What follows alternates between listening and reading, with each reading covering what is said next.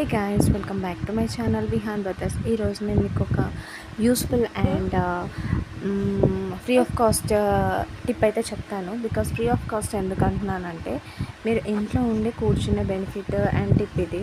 So అంటే ఎక్కడికి వెళ్ళనవసరం లేదు, ఏమీ తెచ్చుకోని అవసరం లేదు. అదేంటంటే, అందరు కూడా నాకు మెసేజ్ చేసి అడుగుతున్నారు. సో అదే డెలివరీ తర్వాత కూడా నీ హెయిర్ ఎలా గ్రో అవుతుంది, హెయిర్ గ్రోత్ బాగుంది అని అడుగుతున్నారు. సో మా ఫ్రెండ్స్, ఇంకా తెలిసిన వాళ్ళు, రిలేటివ్స్ వీళ్ళందరూ కూడా. సో అందుకే మీకు చిన్న టిప్ చెప్పాలనుకుంటున్నాను. అందరికీ యూస్ఫుల్ అవుతుంది.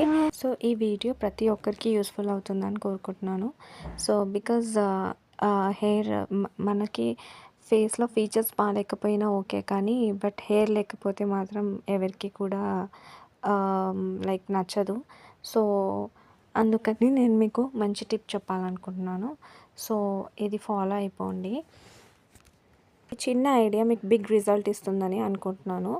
సో హెయిర్ కోసం ఆలోచించడం, థింక్ చేయడం ఆపేసి ఈ టిప్ అయితే ఫాలో అయిపోండి. Let's get in to the video. So నేనైతే ఇలా హెయిర్ అయితే ఫ్లో చేసేసాను ఫస్ట్గా. సో హెయిర్ మొత్తం ఇలా అయితే లీవ్ చేసేసుకొని మంచిగా కోమ్ చేసుకోవాలి, నీట్గా కోమ్ చేసుకోవాలి. బికాజ్ మనం ఇది 2 days వరకే తీయకూడదు.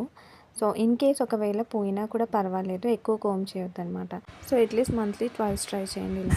సో ఇలా నీట్గా కోమ్ చేసుకొని హెయిర్ అయితే టై చేసుకోండి. But trust me, you will get a good result. నేనైతే ట్రై చేశాను, మీరు కూడా ట్రై చేయండి. ఇప్పుడు కూడా నేను ఇలానే వేస్తాను ఇంట్లో ఉన్నప్పుడు, లేదంటే మమ్మీ వాళ్ళ ఇంట్లో లాంగ్ స్టేకి వెళ్ళినప్పుడు ఇలా అయితే వేస్తాను.